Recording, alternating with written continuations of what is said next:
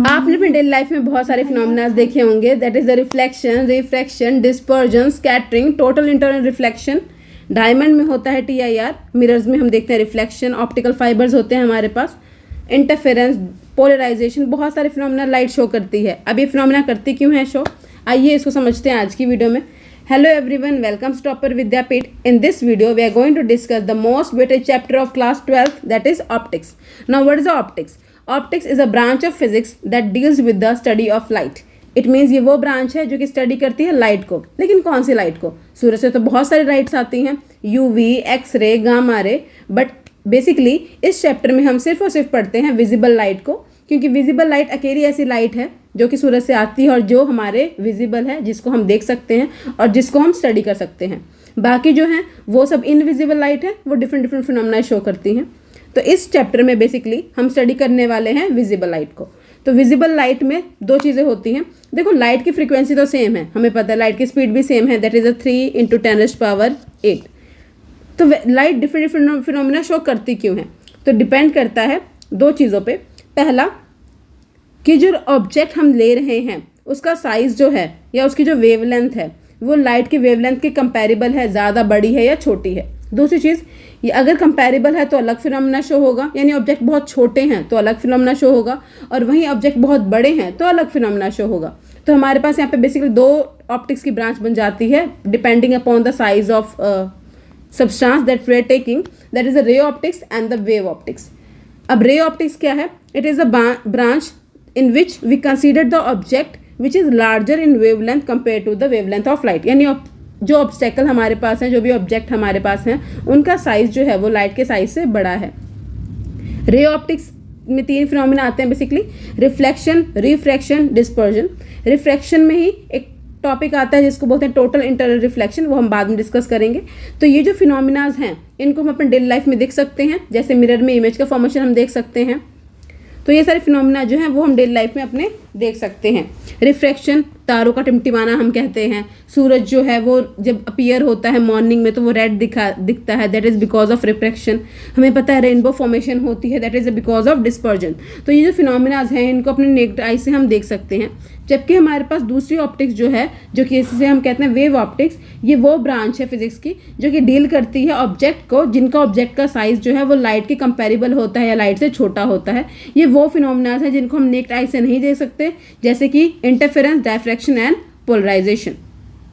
करते हैं first phenomena जो कि लाइट शो करती है, दैट इज अ रिफ्लेक्शन। अब रिफ्लेक्शन है क्या? Reflection is the phenomena of bouncing back of a light into the same medium. It is the phenomena of bouncing back of light in same medium. इसका मतलब अगर light आ रही है हमारे पास, वो किसी पॉइंट से टकराएगी। ऑफ कोर्स रिफ्लेक्शन वही ऑब्जेक्ट शो करते हैं जिनकी एक साइड पॉलिश है। जनरली हम एग्जांपल में देखते हैं मिरर्स, इनकी एक साइड पॉलिश होती है, यानी यहाँ से लाइट पास नहीं करती, और एक साइड जो होती है जो प्लेन होती है जहाँ से लाइट जनरली रिफ्लेक्ट बैक करती है। तो लाइट इंसिडेंट होती है किसी पर्टिकुलर एंगल पे और क्या हो जाती है, रिफ्लेक्ट बैक हो जाती है। ठीक है, अगर हमारे पास यहाँ पे एक लाइन नॉर्मली आएगी, नॉर्मल वो लाइन होती है जहाँ पे अगर लाइट फॉल करे तो सेम पाथ को रिट्रेस कर लेगी, वहाँ पे आपको इमेज फॉर्मेशन नहीं दिखेगी। तो हमारे यहाँ पे दिखता है, ये होती है नॉर्मल रे। तो यहाँ पे इंसिडेंट रे आई जो आ रही है वो इंसिडेंट रे है, याद रखिए वो 90 डिग्री नहीं होनी चाहिए, और जो रिफ्लेक्ट बैक करेगी वो होगी रिफ्लेक्टेड रे। तो ये जो फिनोमिना होता है इसे बोलते हैं हम रिफ्लेक्शन। रिफ्लेक्शन है bouncing back of light into the same medium. इस डेफिनेशन में ये सेम मीडियम लिखना वर्ड बहुत ज़रूरी बन जाता है, क्योंकि जो हमारे पास दूसरा फिनोमिना होता है रिफ्रैक्शन, उसमें मीडियम चेंज होता है। तो अगर हम यहाँ पे बात करें तो ये हमारी नॉर्मल रे, ये इंसिडेंट रे, ये रिफ्लेक्टेड रे। तो रिफ्लेक्शन के 2 लॉज होते हैं जो हर पॉइंट पे ओबे होते हैं। पहला है द इंसिडेंट रे यानी जो आई, द रिफ्लेक्टेड रे जो टकरा के गई, और जो नॉर्मल है यानी जो परपेंडिकुलर है सरफेस पे, तीनों हमेशा सेम प्लेन में लाई करती है। Same plane means light upward direction में है, अगर XY प्लेन है तो अपवर्ड रहेगी।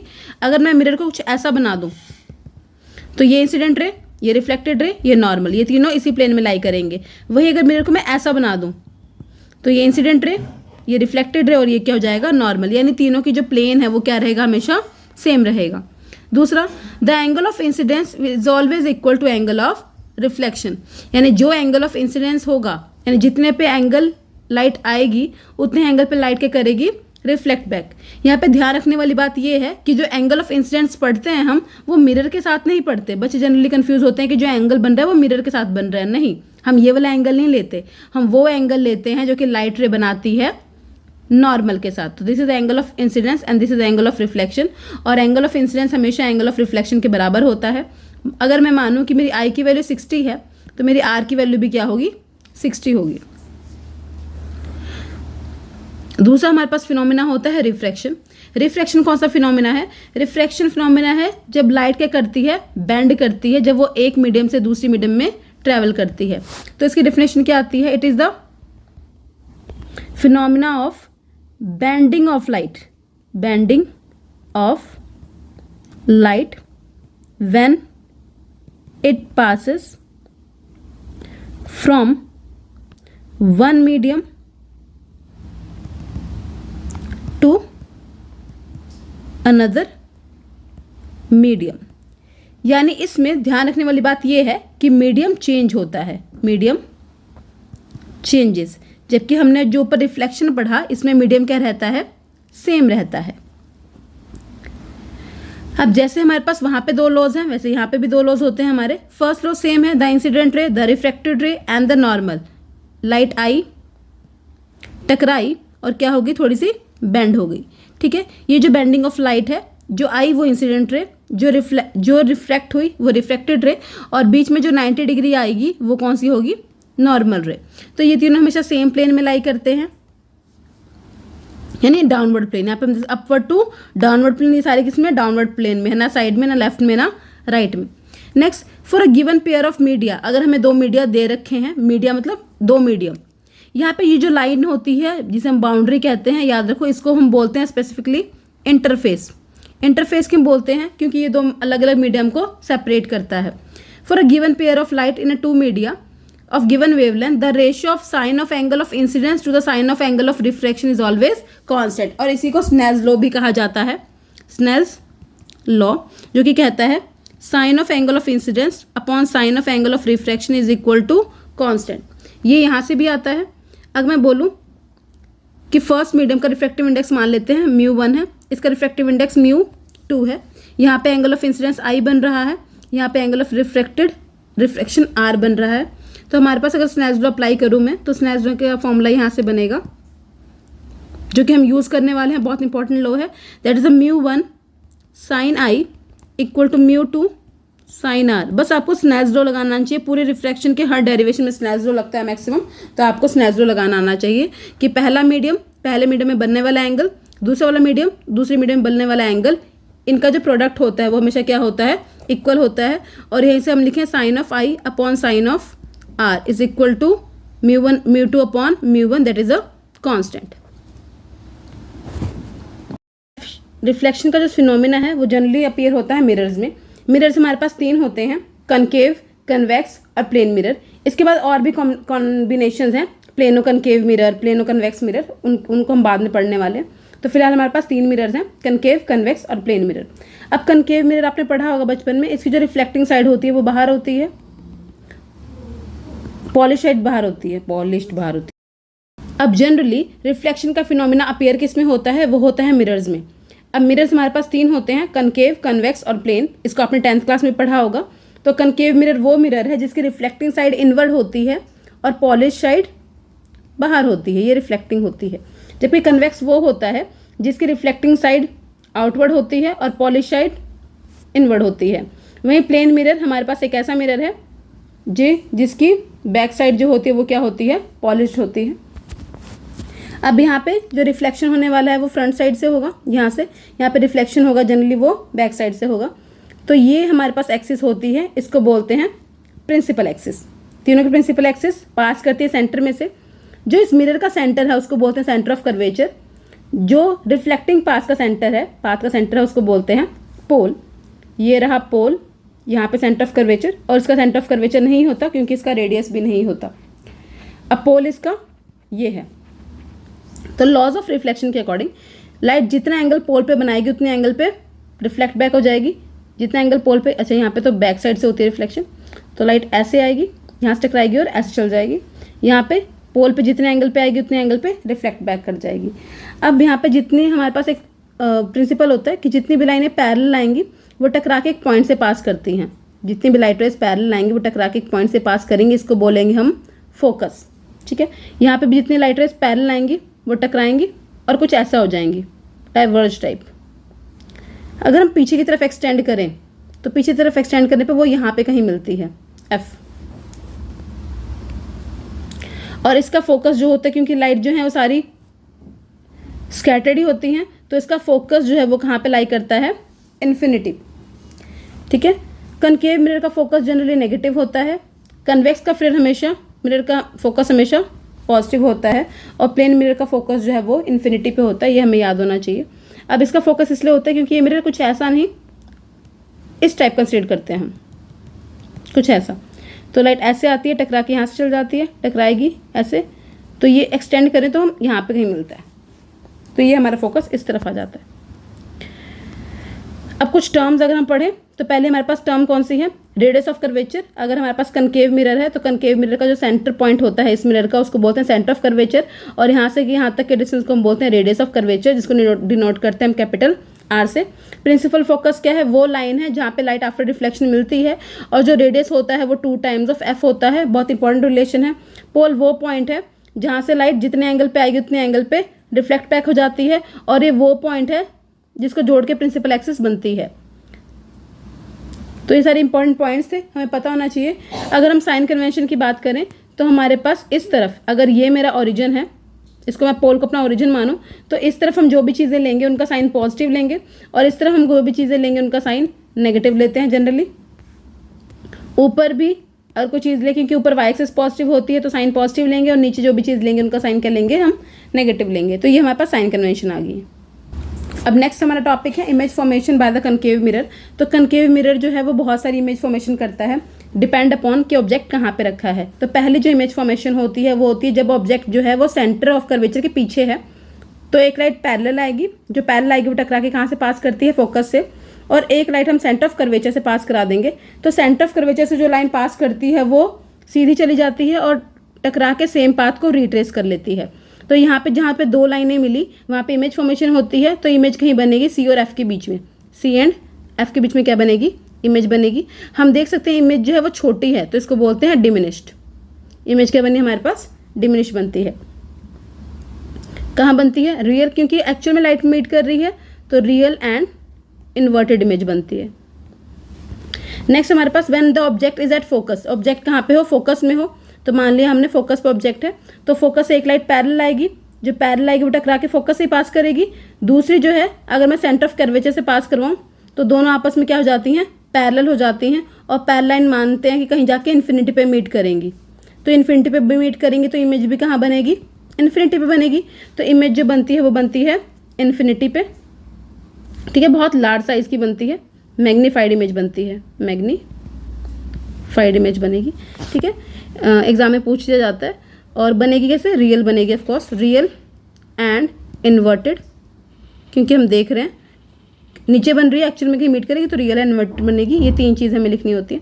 तीसरा, जब ऑब्जेक्ट इन्फिनिटी पे है, तो अगर ऑब्जेक्ट इन्फिनिटी पे है तो लाइट रेज हमेशा पैरेलल आती हैं। पहली लाइट आएगी, टकराएगी, फोकस से पास करेगी, दूसरी लाइट आएगी, टकराएगी, वो भी फोकस से पास करेगी। तो जितनी भी लाइटें आएंगी, चाहे आप 1000 लाइटें ले लो, जो भी होंगी लाइट रेज सारी कहाँ पे मीट करेंगी वो फोकस पे। तो इमेज बनती है फोकस पे, इमेज बनेगी फोकस पे। और दिख रहा है बहुत छोटी है तो पॉइंट साइज इमेज बनती है, पॉइंट साइज। एक्चुअल में लाइट मीट कर रही है तो रियल एंड इन्वर्टेड इमेज होगी, रियल एंड इन्वर्टेड इमेज बनती है। ठीक है, ये बस हमें 3 चीज़ें लिखनी होती है। नेक्स्ट है when the object is at the centre of curvature. Okay, जब ऑब्जेक्ट हमारा सेंटर ऑफ कर्वेचर पे रखा है और फोकस के बीच में रखा है, यहाँ पे कहीं। ठीक है, तो पहली लाइट पैरेलल लाइट टकरा के कहाँ से पास करेगी, फोकस से। दूसरी अगर मैं सेंटर ऑफ कर्वेचर से ही पास करवा दूँ तो दोनों यहाँ कहीं मीट करेंगी। तो ये ए डैश बी डैश बन गई। हमें दिख रहा है कहाँ बनी है, बियॉन्ड सी, बियॉन्ड सी, सी के पीछे इमेज बनी है। ठीक है, ऑफकोर्स लार्ज साइज बनी है, दिख रही है हमें लार्ज साइज, यानी मैग्नीफाइड इमेज बनी है। ठीक है, और बनी कैसी है, रियल, क्योंकि एक्चुअली मीट कर रही थी, एंड इन्वर्टेड, इन्वर्टेड दिख रहा है हमें, ऑपोजिट इमेज बन रही है। ठीक है। तीसरा, अब कनकेव मिरर का आ गया केस यहाँ पे, ठीक है। यहाँ पे एक और इमेज जो है वो कन्वेक्स मिरर जो बनाता है वो वर्चुअल बनाता है, ठीक है, उसको डिस्कस करते हैं अभी। Okay, so this is the only case जब जो हमारा कनकेव मिरर है वो कौन सी इमेज बनाता है, वर्चुअल इमेज बनाता है, वरना हर केस में कनकेव मिरर रियल इमेज ही बनाता है। तो ये सिचुएशन है when object is place between P and F. ये हमारा पी पॉइंट है, ये हमारा पॉइंट है एफ। तो ऑब्जेक्ट जो है वो पी और एफ के बीच में रखा है, यहाँ पे एफ पॉइंट है,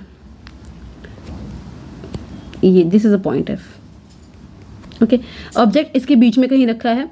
तो पहली लाइट रे पैरेलल लाई, जो पैरेलल लाई वो कहाँ से पास करेगी, फोकस से। दूसरी हमने सेंटर ऑफ कर्वेचर से पास करवाई है। अगर हम दोनों को पीछे एक्सटेंड करें तो ऑब्जेक्ट यहाँ पे कहीं मिलता है। तो ये इमेज बनी है A dash B dash. So this is the only situation जब कनकेव मिरर जो है वो वर्चुअल इमेज बनाता है। कब? जब ऑब्जेक्ट पी और एफ के बीच में है। इमेज जो बनती है वो बियॉन्ड पोल बनती है, ठीक है, बियॉन्ड पोल। लार्ज साइज बनती है, वर्चुअल और इरेक्ट बनती है। कनकेव के कन्वेक्स हमारे पास दो ही इमेज बनाता है। पहला, जब ऑब्जेक्ट इन्फिनिटी पे है, ऑब्जेक्ट इन्फिनिटी पे है तो लाइट रे आएगी, आके टकरा के बाउंस बैक आएगी, टकरा के बाउंस बैक हो जाएगी, पीछे की तरफ एक्सटेंड करेंगे तो पोल पे कहीं मिलेगी। तो इमेज कहाँ पे बनती है, सॉरी, इमेज बनती है फोकस पे।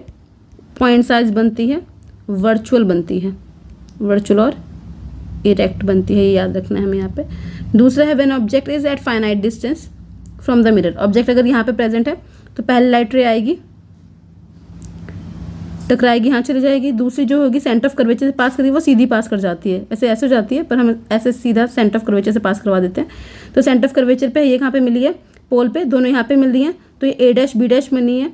तो ये कैसी इमेज बनाता है, स्मॉल साइज, इसलिए हम इसको ड्राइवर मिरर भी कहते हैं, ड्राइवर मिरर, ठीक है। कहाँ बनती है, बियॉन्ड मिरर।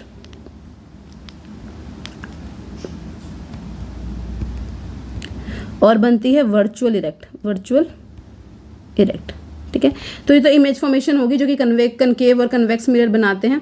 इसके बाद आपके एग्जाम में जो टॉपिक आता है वो आता है mirror formula. That is a very very important topic that we are going to discuss now. उसका टॉपिक है हमारे पास मिरर फॉर्मूला। बच्चों को बहुत कंफ्यूजिंग लगता है पर बहुत ईजी है। बस आपको दो चीज़ें आनी चाहिए। आपको पता होना चाहिए कि सिमिलैरिटी ट्रायंगल होती क्या है, सिमिलर ट्रायंगल क्या होती हैं। तो ट्रायंगल जब सिमिलर होती हैं, इतना हमें पता है, अगर ट्रायंगल हमारे पास सिमिलर होंगी तो दो चीज़ें होंगी, दो एंगल सेम होंगे। अगर एंगल सेम है तो साइड की रेशो क्या होती है, बराबर होती है, पता है हमें। अगर मेरे पास ए बी सी एक ट्रायंगल है, वो सिमिलर है डी ई एफ के, आपने 10th क्लास में पढ़ा होगा। तो A B upon D E is equal to B C upon E F होता है। तो जितने भी मिरर फॉर्मूलाज आपको आएंगे, किसी भी डेरिवेशन में आ जाए, किसी भी सिचुएशन में आपसे पूछे जाए, तो बस आपको दो ट्रायंगल ढूंढनी है और सिंपल सिमिलर ट्रायंगल लगाना है, दैट्स इट। बहुत ईजी डेरिवेशन होती है ये। तो हमारे पास हम ये सिचुएशन ले रहे हैं जब ऑब्जेक्ट जो है वो बियॉन्ड सी है, ये कनकेव मिरर है हमारे पास। यहाँ पे हमारे पास दो ट्रायंगल लेनी है और मिरर फॉर्मूला ड्राइव करना है। मिरर फॉर्मूला होता है क्या है, 1/v plus 1/u equal to 1/f, ठीक है। तो पहले असाइन कर लेते हैं। ऑब्जेक्ट हमारे पास क्या है, ये ऑब्जेक्ट है। तो यहाँ से यहाँ तक की जो दूरी हो गई वो हो जाएगी हमारी u, ठीक है। हम -u लेते हैं जनरली। तो अगर मैं लिखूँ मेरे पास पी बी क्या है, P B is equal to -u। Image मेरा यहाँ पे बन रहा है, तो ये मेरा क्या होगा v। तो पी बी डैश कितना आ जाएगा हमारे पास यहाँ पे -v। सेंटर ऑफ कर्वेचर ये है, यहाँ से यहाँ तक की दूरी होती है r। तो मेरे पास यहाँ पे पी सी कितना आ जाएगा, -r। और हमें एक और फॉर्मूला पता है कि जो r होता है that is equal to 2f। ये फॉर्मूला भी हमें पता है। तो बस स्टार्ट करना है, दो ट्रायंगल्स लेनी है जो भी हमें दिख रही हैं।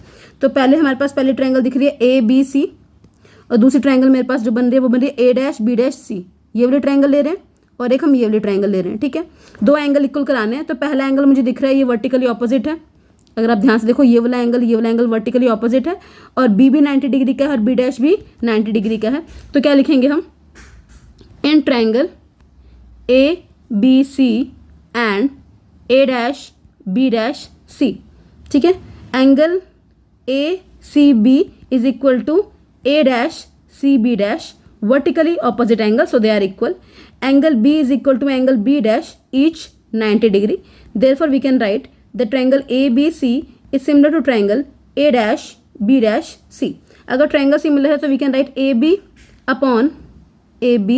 Upon A dash B dash is equal to B C upon B dash C. अब अगर मैं बी सी की वैल्यू लिखूँ, देखो हम जितने भी डिस्टेंस मेजर करते हैं वो सारे पोल से करते हैं, तो मुझे अगर बी सी की वैल्यू इन टर्म्स ऑफ पोल लिखनी हो, ठीक है, तो पोल मेरे पास इतना बड़ा है, okay. मुझे ये चीज़ वैल्यू चाहिए, तो I can write P C minus sorry P B minus P C. B C को मैं लिख सकती हूँ P B minus P C. ध्यान से देखो, ये पूरा मेरे पास पी बी था, अगर मैं इसे पी सी वाला पार्ट माइनस कर दूँ तो बी सी मिल जाएगा। तो I can write this is P B minus P C, और इसको लिख सकती हूँ मैं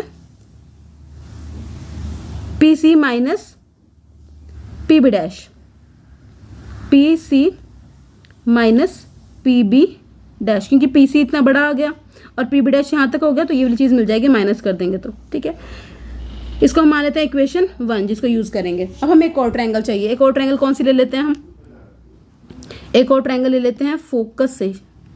एक ट्रायंगल ये वाली बन गई, और दूसरी ट्रायंगल कौन सी बन जाएगी? नहीं, फोकस है नहीं, पोल से ले लेते हैं शायद। पोल से लेने के लिए कंस्ट्रक्शन करनी पड़ेगी। हम यहाँ से एक रे लेंगे जो कि पोल से पास करेगी और टकरा के यहाँ से निकल जाएगी, ठीक है। ये वाली सिचुएशन ले लेते हैं। यहाँ पे दो ट्रायंगल बन जाएगी, कि ये वाली जिसका नाम है ए बी पी, और एक ये वाली जिसका नाम है A dash B dash P, ठीक है। तो दो ट्रायंगल लेते हैं। ओके, अब यहाँ पे देखो एंगल पी, ये वाला एंगल जो है वो इसके एंगल के बराबर है, क्योंकि angle of incidence equal to angle of reflection होता है।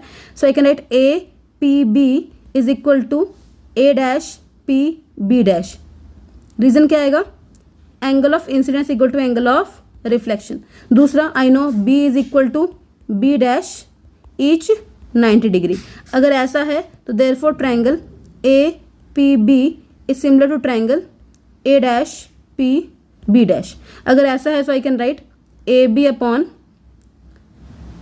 P B is equal to A B upon A B dash आएगा, A B upon A dash B dash is equal to P B upon P B dash. ये मेरी आएगी equation number 2।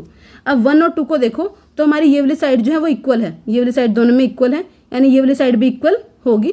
तो from 1 and 2 I can write, from 1 and 2 I can write P B upon P B dash is equal to P B minus P C upon P C minus P B dash.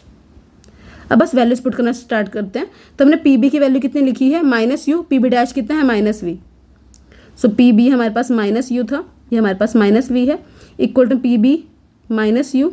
P C हमारे पास R था, minus R, तो plus का R हो जाएगा यहाँ पे minus का आर हो जाएगा, और यहाँ पे हो जाएगा माइनस का वी। माइनस ऑलरेडी था तो माइनस माइनस प्लस हो गया, यहाँ से माइनस माइनस कट गया। So U upon V is equal to R minus U upon V minus R. I can write like that. Now will cross multiply. When we cross multiply, we will get u v minus r is equal to v r minus u. u v multiply करेंगे, u r is equal to v r minus u v. अब यहाँ पे u v वाले को इकट्ठा करो, इसको उधर ले जाओ, तो u v और u v कितने हो जाएंगे? 2 times of u v। यहाँ पे जगह v r plus u r। अब लास्ट स्टेप करना है आपको, डिवाइड करना है इसको u v r से, इसको भी डिवाइड करेंगे u v r से, इसको भी u v और r, u v और r कैंसिल करेंगे, इससे कैंसिल ये v से कैंसिल v, r से कैंसिल r, u से कैंसिल u, r से कैंसिल r, तो हमें मिल गया 2 upon r is equal to 1 upon u plus 1 upon v। 2 upon r हमें पता है f के बराबर होता है, तो 1 अपॉन f, या फिर r को 2f लिख दो और कन्फ्यूजन हो रही है तो आपको, सो r को हम लिख सकते हैं 2 upon 2f is equal to 1 upon u plus 1 upon v। 2 से 2 कट गया, तो हमारे यहाँ पे फॉर्मूला बन गया हमारे पास 1 upon F is equal to 1 upon V plus 1 upon U, जो कि हमारे पास क्या था? Mirror formula. अगला है मैग्नीफिकेशन, जो पूछी जाती है आपसे, मैग्नीफिकेशन। तो मैग्नीफिकेशन के लिए हम इक्वेशन यूज़ करेंगे A dash B dash upon A B is equal to P B dash upon P B, जो हमने यहाँ पीछे लिखी हुई है, ये वाली इक्वेशन यूज़ कर लेंगे, इससे निकाल लेंगे मैग्नीफिकेशन हम, ठीक है। सो ए बी क्या है हमारे पास? माइनस यू, हाइट है ये, ठीक है, हाइट ऑफ ऑब्जेक्ट h1, ये है h2, ठीक है। यहाँ से हमारे पास वैल्यू पी बी कितनी थी? माइनस यू, और ये कितना था? माइनस ऑफ वी, क्योंकि ऑब्जेक्ट जो है, जो इमेज है वो कैसे बन रही है, डाउनवर्ड बन रही है, तो मैंने बोला डाउनवर्ड के लिए साइन क्या लेते हैं, माइनस का।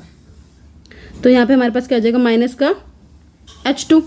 सो माइनस से minus cancel, so I can also write H1 upon H2 is equal to minus, नीचे V है, माइनस U अपॉन V, ठीक है। और इसी चीज़ को बोलते हैं हम मैग्नीफिकेशन। तो ये हमारे पास मैग्नीफिकेशन का फॉर्मूला आ गया। तो बहुत इजी डेरिवेशन है ये मिरर फॉर्मूला की। आपको कोई भी सिचुएशन दी जाए, आपको बस 2 ट्रायंगल ढूंढनी है, उनमें सिमिलर प्रॉपर्टी लगानी है और फिर बस रीअरेंज करना है।